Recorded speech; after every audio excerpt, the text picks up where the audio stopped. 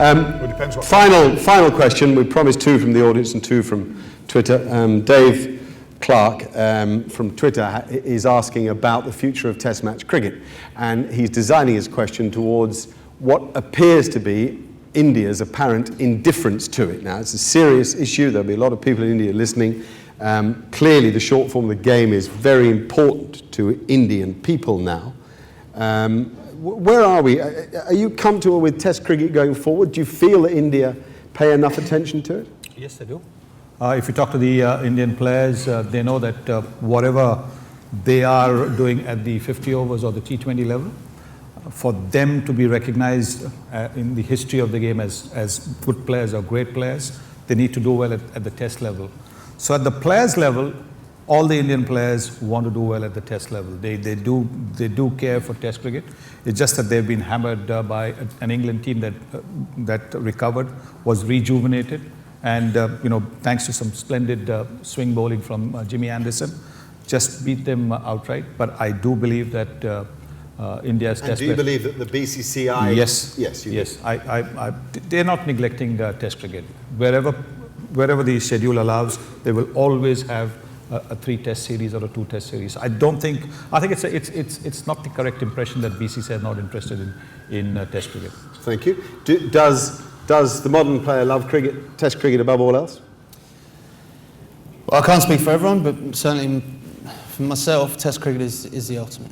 I would not sacrifice one Test for any amount of 2020s or ODIs. And I think if you spoke to any young, aspiring English lad who wants to play for England at some point, and you said Test match 100 at Lords or a 2020 100 or one day 100, I think they would all still go for a Test match 100 at Lords. And you spoke eruditely about your passion for the Ashes, and Test cricket is absolutely foremost amongst the game going forward too. Can you, if you could look in a crystal ball and take us 20 years hence, do you see Test cricket as well placed as it has been? I hope so. I sincerely hope so, because I think Test cricket is the flagship. I think it's what the whole game's about. It ebbs, it flows, it can change. You can lose a session, but you can still win a match. A lot of the shorter games are over in the first, particularly T20, it can be over in the first 6 overs.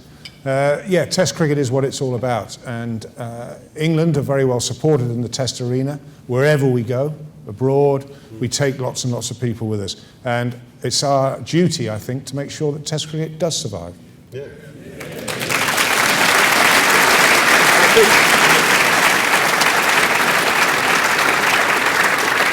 I always feel, personally, I always think we could promote it better. There's a lot of promotion of 2020 cricket and one-day cricket, and never quite enough promotion. I mean the dreaded word commercial promotion of Test match cricket. But just a few facts. This is the 7th consecutive year that MCC has worked in partnership with the Cricket Foundation and Chance to Shine, which touches on one of Ian's points earlier. 400,000 children in just under 4,000 Chance to Shine schools have been introduced to the Spirit of Cricket message and encouraged along their way by MCC. Another open day was held here this year from primary school children all over the country. 600 of them were here. I was here, and we had enormous fun, didn't we? We played that pop song Happy, and we had them all dancing on the outfield and loving the occasion. And I think, in general, it's difficult always sometimes defining the message, but if the message remains respect for yourself and for your opponent and for the game of cricket, I think we get that across. It's been lovely to have Matt and Ian here, Matt and Sunny here. I think to have Ian here, the idea of his mum and dad looking down and thinking that their boy was giving us the lecture this evening is something pretty special. You've been an extraordinary man for cricket in England. You've been more than just a great player. You've been a benchmark for many people. You've inspired people in a way that, in my time in cricket, no other Englishmen have done. So you are a freak in many ways. But you are unique and you are special.